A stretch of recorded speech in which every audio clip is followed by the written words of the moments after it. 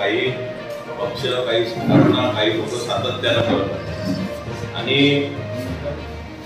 या फिल्डेबद्दल काल असे उद्गार काढण्यात आले की या मतदारसंघाचे आमदार सन्माननीय बच्चू भाऊ यांनी फिल्डेसाठी कुठलाच पाठपुरावा केला नाही, प्रयत्न केले नाही। आणि दुसरा एक मुख्य आरोप म्हणजे ज्या 14 लोकांनी आत्महत्या केली याला जबाबदार स्थानिक प्रशासन आणि स्थानिक आमदार आहे। मी त्यांना सांगू इच्छितो की त्यावेळेस या लोकांना याची माहिती सुद्धा नव्हती की इथं फिल्ड मिल येणार आहे। टाइम्स ऑफ इंडियामध्ये एक न्यूज आली होती, ती न्यूज बच्चू भाऊंच्या हाती पडली। त्यावेळेस भारताच्या राष्ट्रपती महामहिम प्रतिभाताई पाटील होत्या आणि वस्त्रोद्योग मंत्री, केंद्रीय वस्त्रोद्योग मंत्री शंकरसिंग वाघेला होते। आम्ही त्यावेळेस शरद पवार साहेबांना बाहेरून पाठिंबा दिला होता आणि त्यांच्या मार्फत केंद्रीय मंत्री शंकरसिंग वाघेला यांच्याशी बैठक करून हा मिल त्यावेळेस मंजूर करून घेतला। त्यावेळेस बऱ्याच लोकांनी त्यात सहकार्य केलं आणि हा मिल सुरू झाला। मध्यंतरी 2019 मध्ये कोविडच्या कार्यकाळात हा मिल बंद पडला आणि हा मिल बंद पडल्यानंतर त्यांना अर्धवेळ वेतन भेटावं यासाठी अनेक बैठकी बच्चू भाऊंनी शासन दरबारी घेतल्या, मंत्री स्तरावर घेतल्या। हे होत असताना बरेच निवेदन आले। त्यानंतर जो पाठपुरावा करण्यात आला तर कामगार आयुक्त अमरावती यांच्याकडे सुद्धा बैठक लावण्यात आली, व्यवस्थापक यांच्याकडे सुद्धा बैठक लावण्यात आली। एनटीसीचे जे महाव्यवस्थापक आहे 21/7/20 ला इथं सुद्धा बैठक लावण्यात आली होती।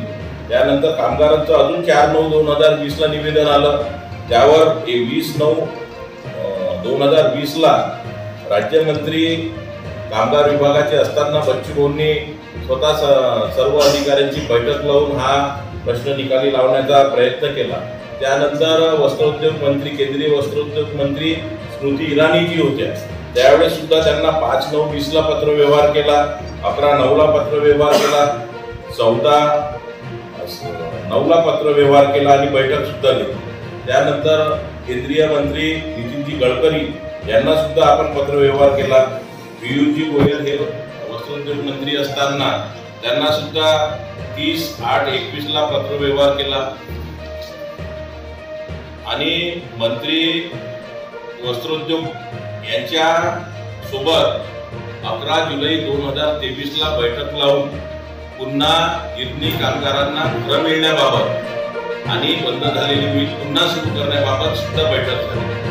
आपण जर पाहिलं तर 2023चं जे अर्थसंकल्पीय अधिवेशन झालं त्यात सुद्धा बच्चू भाऊंनी हा लक्षवेधी केला आणि 4 जुलैला या अधिवेशन दरम्यान आपण सर्वांना माहीतच आहे की फिल्डे मिलचा प्रश्न उपस्थित केला आणि त्यावर बच्चू भाऊंनी सांगितलं की या बेळघाट सारख्या अतिदुर्गम भागात हा मिल सुरू असताना ज्यावेळेस तो बंद पडला आणि कामगारावर उपासमारीची वेळ आली, तिथं 14 आत्महत्या झाल्या असा लक्षवेधी केला असताना त्याचं उत्तर देताना राज्याचे वस्त्रोद्योग मंत्री चंद्रकांतदादा पाटील यांनी त्या बाबतीत क्षमा मागून जे काही घडलं ते चुकीचं घडलं, 14 लोकांनी जी आत्महत्या केली त्याबद्दल त्यांनी खंत व्यक्त केली आणि त्वरितच आपण या बाबतीत वरिष्ठकडे बैठक लावून मिल चालू करण्याबाबतचे निर्देश दिले आणि त्यानंतर 12 जुलै 2024 ला मुख्यमंत्री साहेबांच्या उपस्थितीत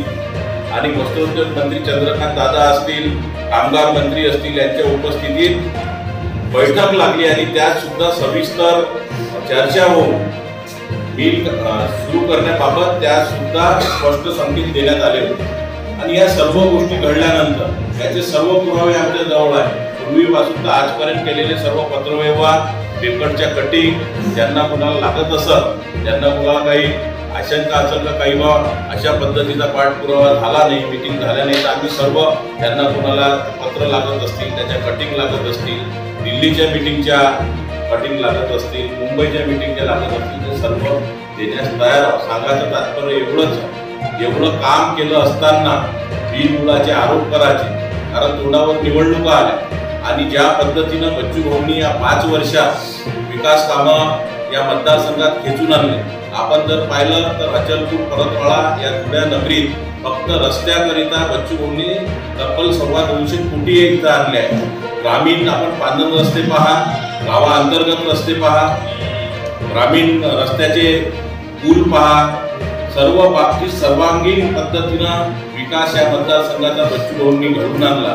आणि 5व्या वेळेसही जिंकून येण्याचे जे सर्व वातावरण या मतदारसंघात तयार झालं आहे. त्यामुळंच बाकी पक्षाचे सर्व विरोधक बच्चू भाऊवर विनाकारण आजकाल टीका करत आहे. आपण जर पाहिलं की यापूर्वी जो ऑनलाईन जो प्रकार सुरू होता त्याबद्दल सुद्धा एक आरोप बच्चू भाऊंवर करण्यात आला होता. आज एवढा पाठपुरावा केल्यानंतर सुद्धा हे आरोप करण्यात आले. ज्यांनी काहीच प्रयत्न केले नाही ते लोक जर आज आरोप करत असतील तर प्रहारतर्फे सहन केल्या जाणार नाही. आम्ही जर पाठपुरावा केला नसेल तर आम्ही त्यासाठी दोषी आहे. परंतु स्थानिक आमदारांनी अतिशय प्रामाणिकपणे यासाठी प्रयत्न केला. तसं जर पाहिलं तर हा मिल केंद्राच्या अखत्यारीत येतं आणि केंद्राच्या अखत्यारीत असताना बीजेपीची सत्ता मागच्या 15 वर्षापासून आहे. आणि आमच्या सोबतच दुसरी मंडळी ज्यांनी आरोप केले तेही बरेच वेळा तिकडे गेले आहेत. तुमची केंद्रात सत्ता असताना मग या तुमच्या म्हणण्यावर आजपर्यंत का मिल सुरू झाला नाही हाही माझा त्यांना प्रतिप्रश्न आहे. माननीय आमदार बच्चू कडू हे अपक्षपणे निवडून आले. आज सत्तेत जरी महायुतीत जरी असले तर सातत्यानं शेतकरी, शेतमजूर आणि कामगारांचा प्रश्न अतिशय तिडकीनं उचलणारा एकमेव 288 पैकी आमदार आहे. त्याचं नाव बच्चू भाऊ आहे. आणि असं असताना एकीकडं विकासाला कुठंतरी तळा द्यायचा, कुठंतरी लोकांचं लक्ष डायव्हर्ट करायचं, एक फेक नरेटिव्ह निर्माण करून लोकांना भ्रमित करायचं, तिथील कामगारांना भ्रमित करायचं, अशा प्रकारचं एक गलिच्छ राजकारण येत्या काही दिवसात इथं चालू आहे. आणि म्हणून सर्व पत्रकार बंधूंना आज बोलवण्याचं कारण तेवढंच आहे की हा विषय तुमच्या पुढे स्पष्ट होणं अतिशय गरजेचं होतं. जो पाठपुरावा आम्ही केला तो आम्ही तुमच्या पुढे ठेवलेला आहे. यानंतरही कुणाला काही कागदपत्र या संदर्भात जर मागच्या 10-12 वर्षात जो पाठपुरावा इथं केला गेला त्याबद्दल आमच्याजवळ उपलब्ध आहे. विनंती एवढीच आहे की ज्या पद्धतीनं सर्व विरोधक, सर्व पक्षीय विरोधक बच्चू भाऊवर तुटून पडले आहे त्याची आम्ही पर्वा करत नाही. कारण सामान्य जनता ज्याच्यासाठी पोटतिडकीनं बच्चू भाऊनं आजपर्यंत प्रश्न उचलले ती बच्चू भाऊ सोबत आहे. बच्चू भाऊचा विजय 5व्या वेळेसही निश्चित होणार आहे. या भीतीनं सर्व विरोधक कोण्या ना कोण्या कारणानं बच्चू भाऊवर चिखलफेक करत आहेत. याचा आम्ही सर्व प्रहारचे पदाधिकारी या निमित्तानं, या पत्रकार परिषदेच्या निमित्तानं निषेध करतो. आणि येणाऱ्या काळात जर अशा पद्धतीनं आरोप जर कुणी केले तर त्याचे पुरावे त्यांनी आमच्या समोर आणावे. आम्ही समोरासमोर चर्चेसाठी सदैव तयार राहू. आणि तुम्ही जर कोणता पाठपुरावा केला असेल आणि तुम्ही जर कोणतं चांगलं काम करत असेल तर एक प्रहारचे कार्यकर्ते म्हणून आम्ही तुमच्या सोबत राहू. परंतु अशा पद्धतीचं गलिच्छ वातावरण करून अशा प्रकारचा संभ्रम आपण कुणी पसरू नये अशी या पत्रकार परिषदेच्या माध्यमातून मी त्यांनाही विनंती करतो. किले मिल के बारे में देखी नहीं होंगी. इसलिए ये जो बात है ये अब आगे की जो उनकी राजकीय खेड़ी है वो हिसाब से इन्होंने मीटिंग लेकर जो बंद खुलने मिल थी आंदोलन के दौरान शुरू करवाई थी कुछ दिनों के लिए. ये बात सही? बिल्कुल मिल शुरू नहीं हुई.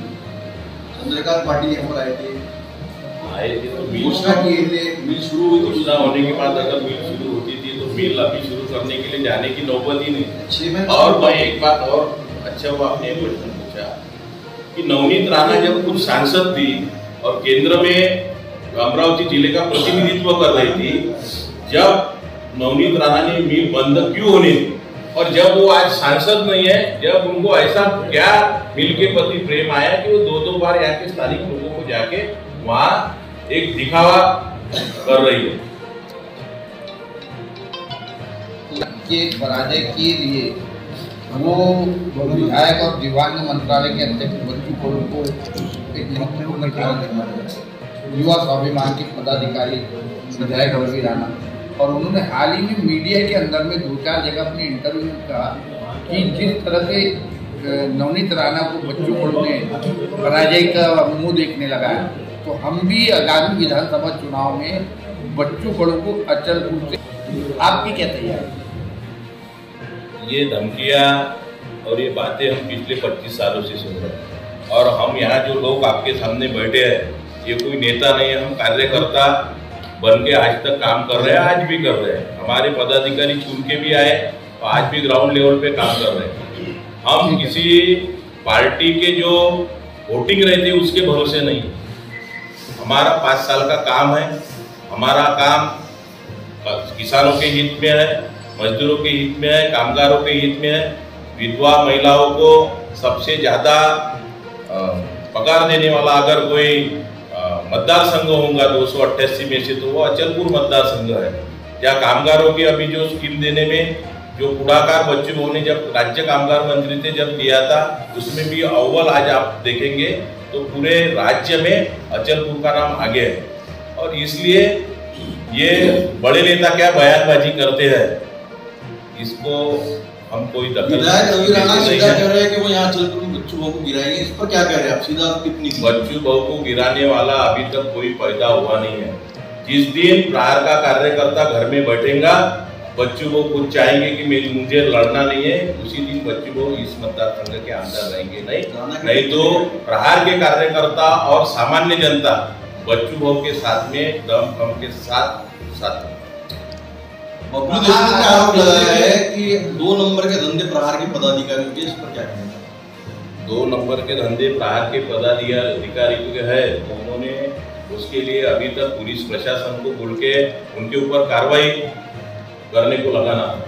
जब ऑनलाइन गेमिंग में जहाँ एक तरफ युवाओं की लूट हो रही है, युवा आत्महत्या के तरफ जा रहे हैं, आर्थिक सब बर्बादी हो रही है, इसको अगर बबलू देशमुख सपोर्ट करते होंगे तो गलत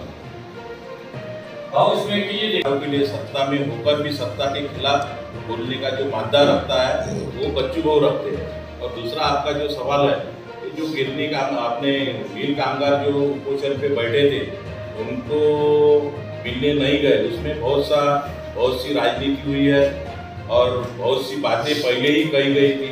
कुछ लोग हमको आके मिल के गए थे, ऐसी कोई बात नहीं है। हम आपको पुरावा सही दे सकते हैं कि कामगारों को लेके कहीं कहाँ हमने ये बैठक ली हुई। आपण जर पाहिलं तर ह्या ज्या मिल आहे ह्या सर्व केंद्र शासनाच्या हाती आहेत। त्यांना चालू ठेवणं आणि बंद ठेवणं याचे सर्वस्वी अधिकार हे केंद्र शासनाचे। तो चालू ठेवण्यासाठी जो प्रयत्न करावा लागेल तो प्रयत्न आम्ही निश्चितपणाने आहे। यामध्ये सर्व पत्रकार उपस्थित आहे, त्याबद्दल मी आणि प्रहार पक्षाच्या वतीनं सर्व पत्रकार आभार मानतो।